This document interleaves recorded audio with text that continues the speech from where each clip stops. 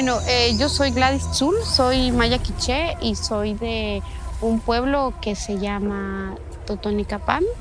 Y Totonicapán porque es un vocablo que se estableció con un nombramiento náhuatl, dado que en el 1524, cuando invaden lo que hoy día es Guatemala, se van a utilizar nomenclaturas náhuatl para nombrar pueblos que tienen otros nombres. El pueblo donde yo vivo, originalmente, históricamente, se llama Chimacaná, que significa que es un lugar donde hay agua caliente, hay mucha agua caliente. Entonces, yo nací ahí, en esa comunidad, en una de las comunidades.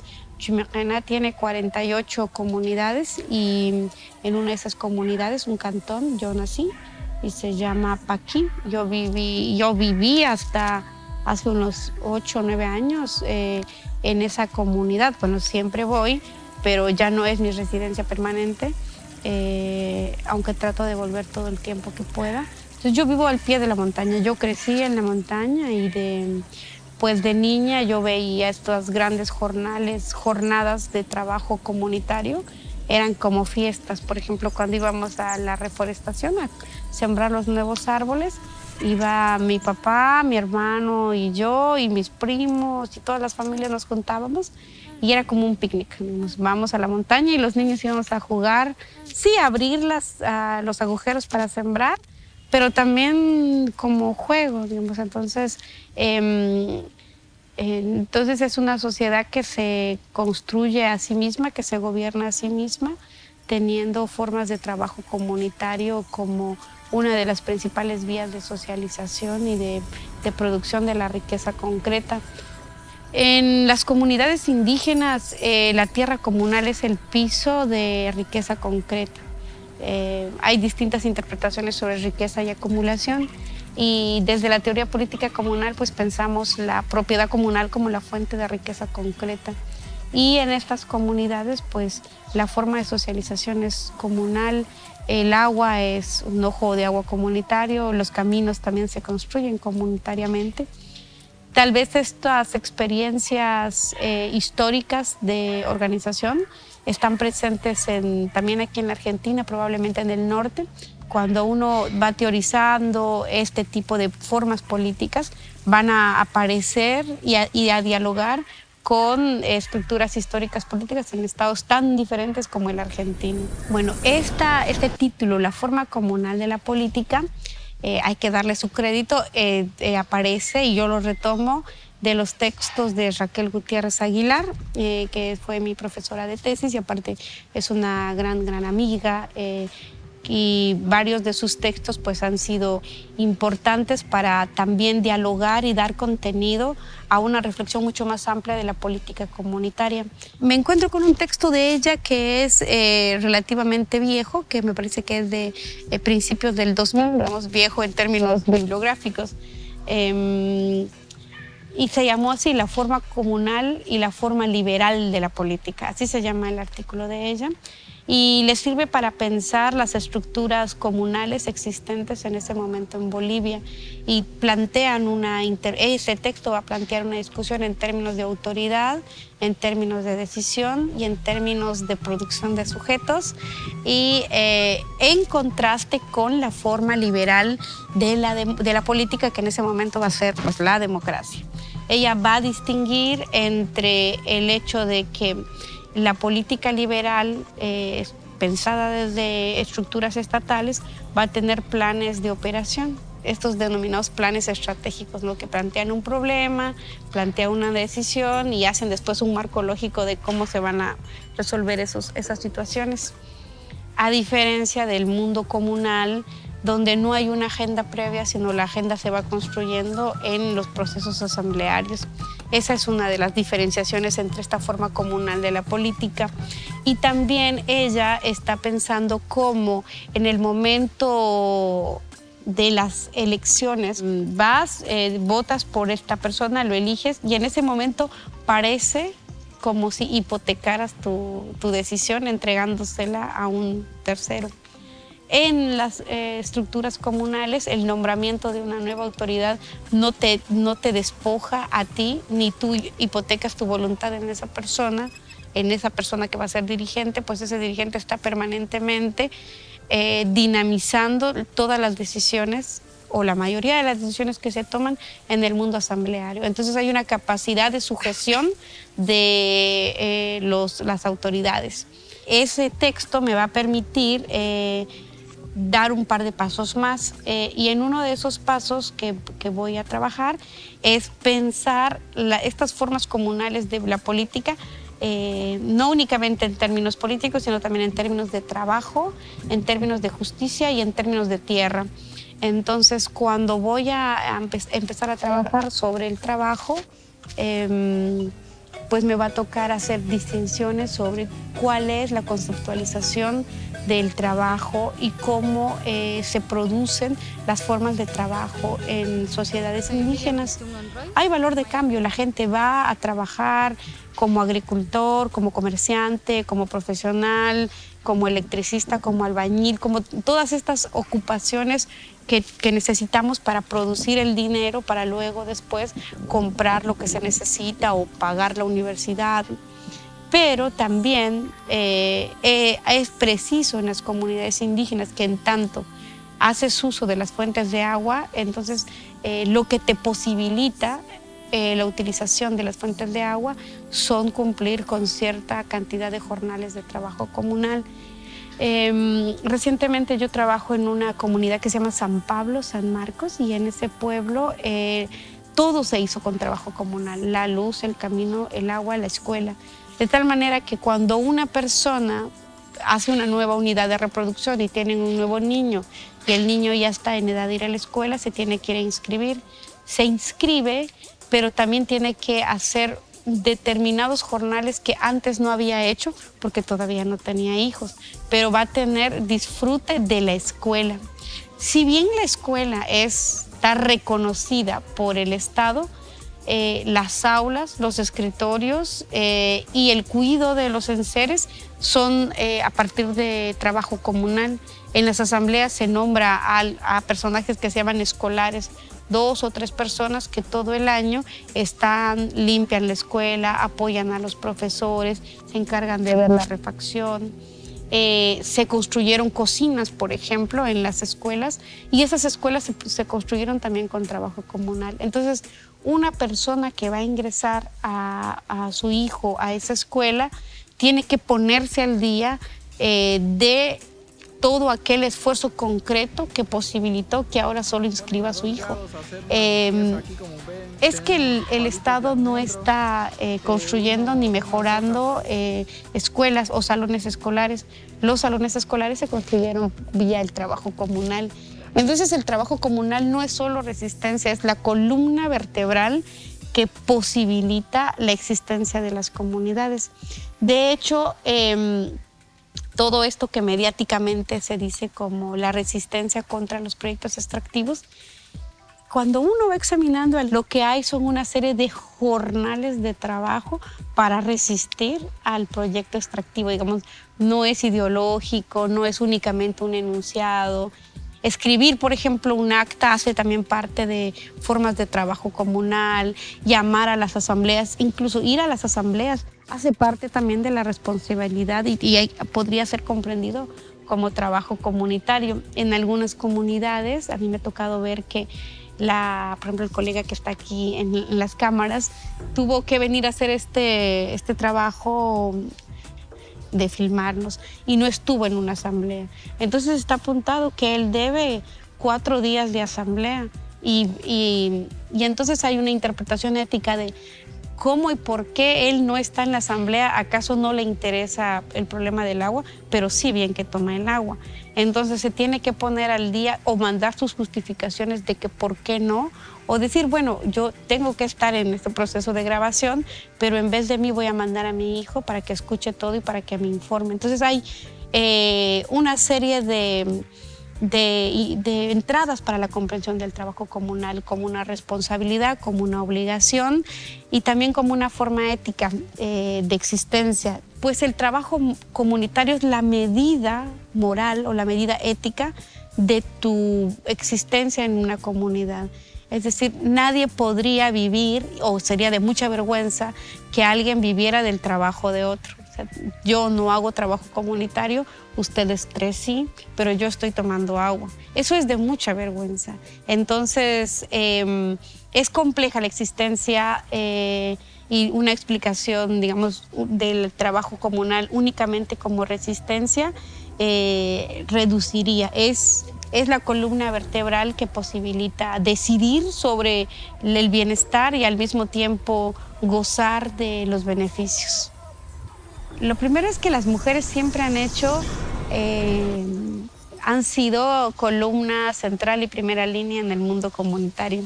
Es hasta ahora que los periodistas y los investigadores se fijan en ello y que los medios de comunicación sacan fotos muy entusiasmados de la presencia de las mujeres. Si nos vamos a remitir a que en el mundo comunal y en la política comunal lo que fija y habilita la vida es el uso, pues todos usamos el agua, todos tomamos agua, todos usamos los caminos, todos tenemos los beneficios de las tierras. Entonces las mujeres han sido centrales en este mundo comunitario. El extractivismo lo que hizo fue obligar a cambiar de algunas estrategias. Forzó a tener miradas o respuestas radicales y muchas veces mucho más estéticas. Recuerda las imágenes impactantes de las mujeres amazónicas ahora que han llegado a Brasil, a Brasilia, para denunciar que el 75%, que hay una velocidad del 75% de la destrucción de la Amazonía con la llegada del gobierno de Bolsonaro. Pero en 2004, 2005, la Amazonía peruana también se manifestó y tuvo una ocupación de Lima, digamos una ocupación pacífica de Lima, donde pues tanto las mujeres, los hombres y los niños se presentaron, ¿no? Ellos decían, bueno, si nos van a sacar de la Amazonía, ¿dónde nos van a poner? Y aquí estamos. Ellos no hicieron una marcha como las compañeras amazónicas. Ellos fueron y ocuparon y dijeron, si ustedes nos sacan de la Amazonía, aquí estamos. ¿Qué van a hacer con nosotros? Tienen el problema enfrente. Entonces han ido variando las estructuras críticas y las estructuras las formas de aparición en las comunidades indígenas. Y que muchas veces estas estructuras y estas formas son una actualización de formas del pasado. Te pongo un ejemplo, en el levantamiento indígena ecuatoriano de 90, 92 y 94, yo llevaba una pregunta concreta. ¿Cómo, logrando paralizar el país por casi un año, votando 3 presidentes, no sé si ustedes se acuerdan que cayeron 3 presidentes en el Ecuador en la década de los 90, movilizados fundamentalmente por movimiento indígena, y no hubieron muertos? Para mí la pregunta era, ¿qué hicieron ustedes para que no los mataran, para que no hubieran masacres? Nosotros en Guatemala, en el 90, recién no se había acabado la guerra, habían cientos de muertos, pero por cada levantamiento que hay o por cada proceso para evitar el freno de los desalojos, habían 14, 15, 16 muertos. Entonces, con esa pregunta yo llegué diciéndoles que ¿qué han hecho ustedes? Porque a nosotros nos matan a cada rato. El Estado es diferente, el ejército tiene otra postura. ¿Qué es lo que a ustedes les permite? Ahí ellos me fueron contando varias cosas, variísimas cosas. Entre ellas me decían, nosotros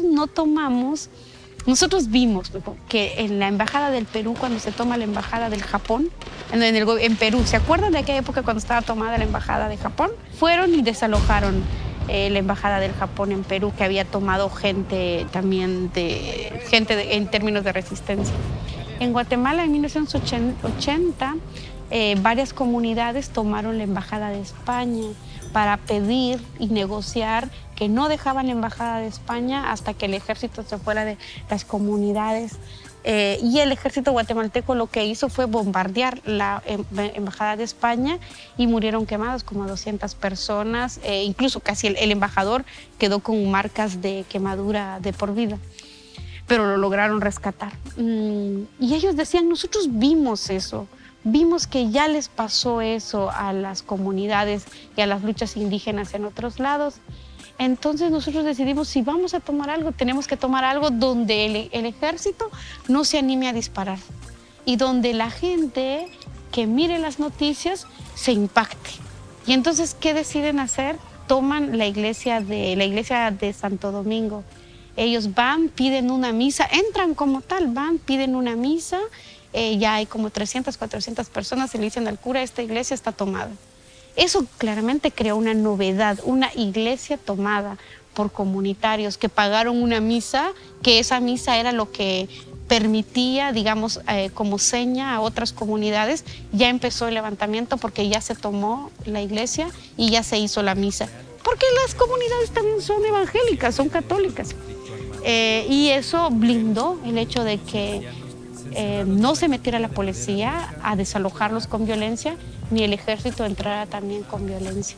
Y mediáticamente fue un boom. Y ellos decían, es que muchas veces en la colonia también se tomaron las iglesias. Y yo dije, pero ¿cómo se les ocurrió a ustedes las iglesias? Ves que lo que te conté nos muestra como una lectura estratégica de qué es lo que está pasando, y porque creo que el mundo comunitario, aunque en los medios de comunicación se digan que son como comunidades atrasadas, en realidad tienen una lectura general y una lectura estratégica y saben qué ha pasado en otros lados y desde ahí toman decisiones.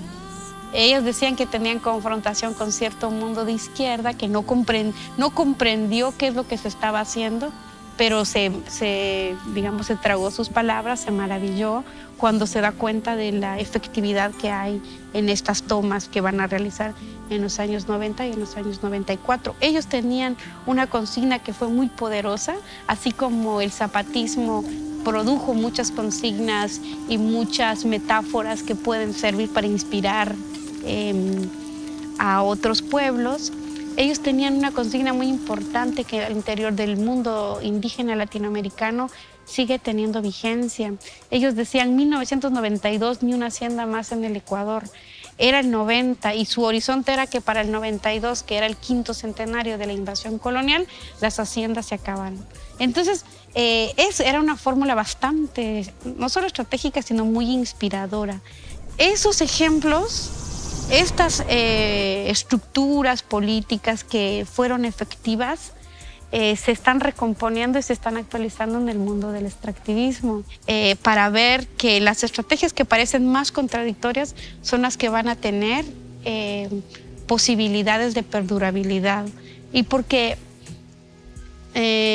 aunque aparezcan fórmulas de que vamos a defender el territorio aunque sea con la vida, en realidad la gente está luchando porque quiere tener vida.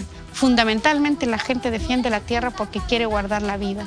Ahí sería interesante acercarse con más límite, con más cuidado a las resistencias contra los mundos extractivos, y que yo creo que las empresas la tienen muy dura. Las comunidades son la piedra en el zapato, saben que para caminar van a encontrar un montón de piedras y esas piedras son las comunidades que van a aparecer con sus formas de resistencia inimaginables e incluso para nosotros a veces hasta indescifrables. Hay un camino ya también hecho en tribunales de justicia